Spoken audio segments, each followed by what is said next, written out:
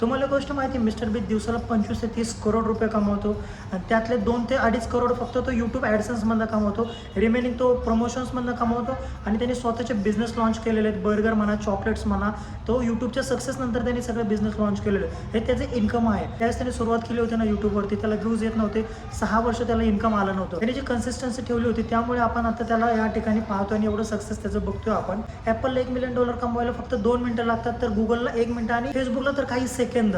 पण ज्यावेळेस त्यांनी सुरुवात केली होती त्यावेळेस त्यांना असं लगेच अचिव्हमेंट भेटलं नाही. त्यासाठी त्यांनी काही मेहनत केली, काही वर्ष घालवले, तेव्हा जाऊन त्यांचा सक्सेस आपण पाहतोय. तेच आपल्यासाठी पण लागू होतं. आपण जर एखादी गोष्ट करतोय तेच आपण त्याच्या मागचा प्रॉफिट काय आहे आणि त्यामधनं आपल्याला किती सक्सेस भेटणार याच्या मागे पळू नका.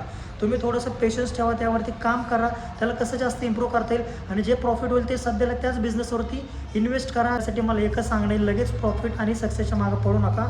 जे सक्सेस रातोरात भेटते ते रातोरात गायब पण होतं.